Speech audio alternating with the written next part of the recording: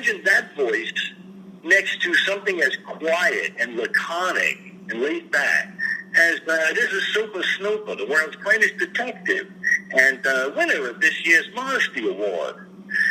And I'm blabbermouthing the detective. You know, so Dawes was talking to himself like I do, but he wasn't afraid to do it. Mel, on the other hand, he can do, you know, because he'd worked with Jack Benny and radio and dramas. Mel could talk to himself just as easily. But the way they recorded the Looney Tunes and Merry Melodies, they recorded one voice at a time because they actually sped his voice up for a lot of the characters. Bugs Bunny was sped up. Daffy Duck is the same voice as Sylvester. But Daffy was, you know, sped up a little bit. Like when the Ghost was played, and he could have done it himself, but they wanted to have that cartoony quality. They sped Porky Pig up as well. So they used to record it separately. Now, Jack Mercer, on the other hand, or before him, Billy Costello, they did Fleischer, Max Fleischer did something that no one else did, which was they would animate the thing in time to music, or a click, you know, click track, and then the band would play to that. And then they would animate to that without any of the voices and the music, and just this click track of the rhythm, and because they were all very musical.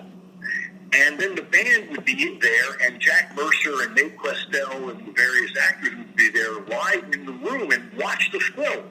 And live in that linear 3.5-minute cartoon, that what you hear is them performing live with Jack Mercer ad-libbing, which is why sometimes his mouth isn't moving when he's talking. He's talking under his breath. Yeah, he's picking up sounds, which Billy Costello never did. You know, Billy Costello just did the voice. He did the sound, you know. But Jack Mercer, who was actually, I think he was in the checking or ink checking or something department. He was in one of the other departments, art department. And they were having trouble with Billy Costello, drank and didn't show up and wanted more money and thought he was a star and that no one else could do the voice.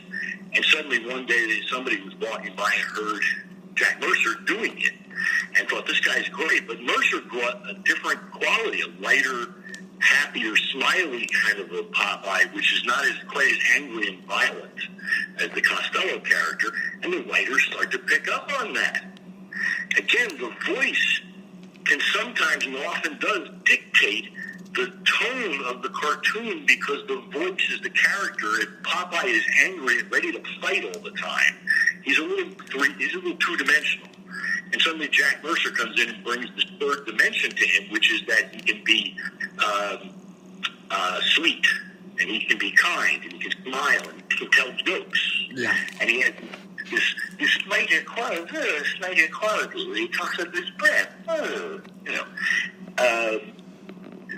Dawes Butler and Mel Blanc did those. Any good voice actor, June Foray, Paul Frees, Howard Morris, Hal Smith, Alan Melvin, you know, all of these people.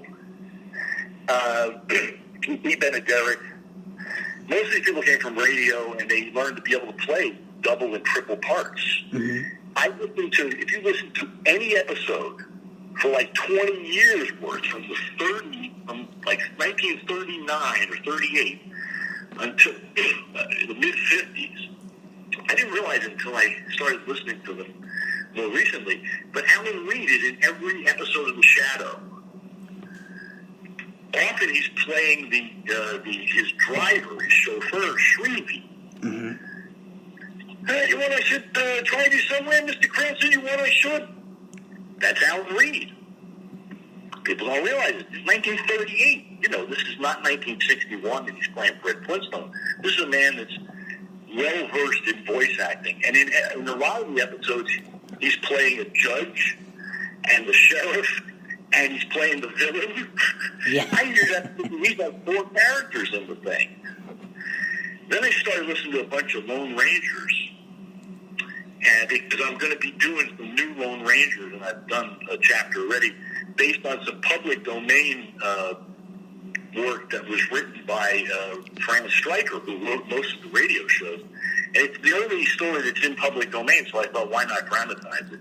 Yeah. But I was listening to some of the originals, and again, almost every episode, whether it's Brace Beamer or somebody else playing the Lone Ranger, Hal Smith is in it.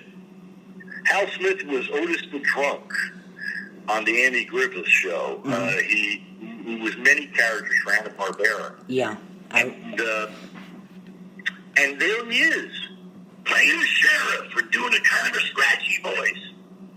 And then playing a high voice, you know, and playing the judge, you know. And I'm like, wow, there's 3 characters in this one, you know. Because you know why? Because I can hear, you may start to hear it yourself once I say it, what I call a voice print. So I do all these voices. I can do Peter Lorre. But if Dawes Butler does Peter Lorre, you can hear his voice print in there that's, like, I can tell it's Dawes Butler. I can tell it's Paul Frees. You see? Yeah. It's just the core of a person's voice. How often when I've gotten criticized for my performances, I just put out a new drama of Johnny Dollar episodes at Old Time Radio, new things that I wrote in that old style, but I'm all voices. And I got great reviews, except one guy hated it because he was expecting my voices, every one of them, to sound like it was a different person. And he doesn't understand what voice acting is. I cannot be another person. I am me. Yeah. But I tried to make a deal. Princess Dowager was looking down on the smelly people out in the street. Those commoners. And I can do this. Now, I know it's me. And he probably heard a lot of me in there. Or whatever the voice. I'm going to a fat old guy. He's always stuffing his face. You know. And those 2 people are talking. Well, obviously, it's supposed to be 2 different people. Yeah. But obviously, the conceit is like a magic trick. You know that there's some magic involved. It can't possibly be. It's one guy who just happens to be very good at changing his voice and personality. You know, so that's what voice acting is. But that's what all acting is. I just did a movie 3 nights overnight at a bar in New Paltz, New York. I'm exhausted. And I had a few lines with the star. And the whole, you know, in a movie, you got to be very quiet, naturalistic. Mm-hmm. So even though at the bar there might be music playing, I'm talking close to the guy. So I might be talking, you know, like this, like, hey, man, what's going on? I'm talking to him very soft, you know. And but trying to talk over the music emphatically, you know. And then I might yell a little bit if he didn't hear me, you know. And but all of the tone of voice comes out of what's happening and who am I with? What's the environment?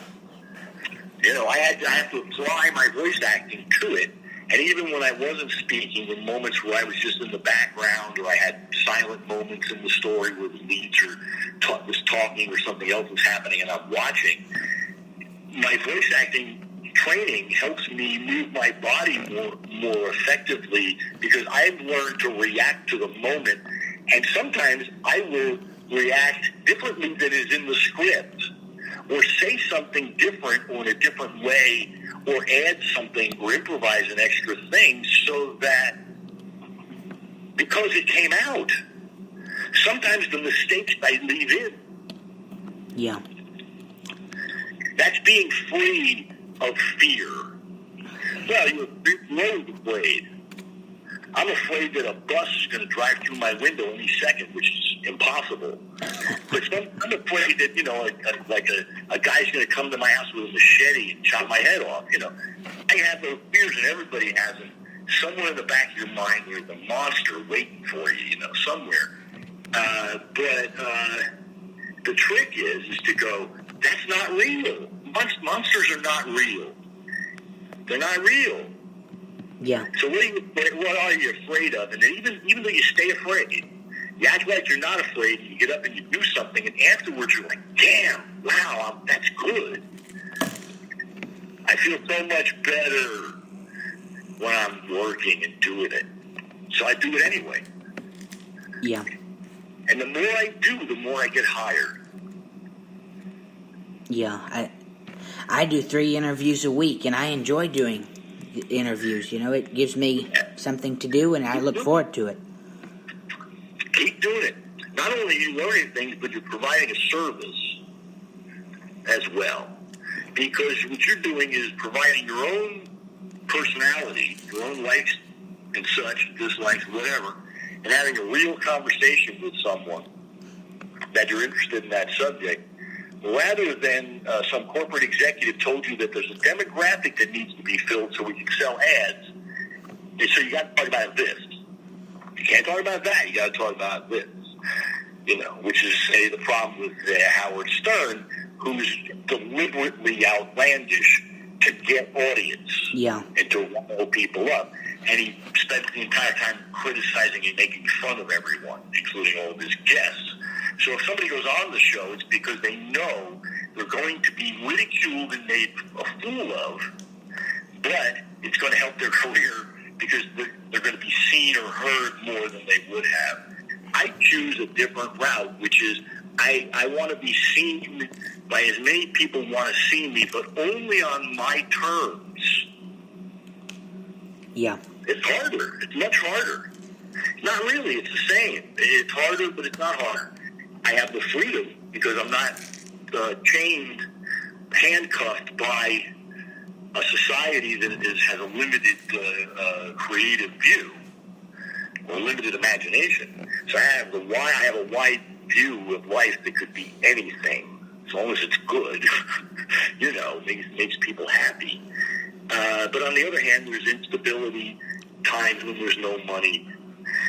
As with any industry, but I find the entertainment industry is this way, in broadcasting and radio, television, that there's a lot of people who are there to try and get away with not working and doing as little as possible and hiding in their office.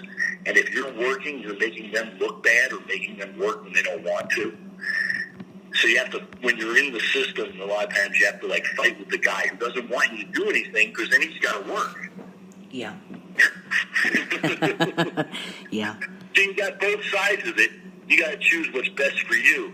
But for me, personally, I found that anytime I was really invested in the system where I had to please people above me, I was the least happy and could sustain the quality the least amount of time because it was tiring and stressful to have to please someone who didn't really know what they were doing or understand it, Yeah. The best work always comes out of people who are given complete artistic freedom.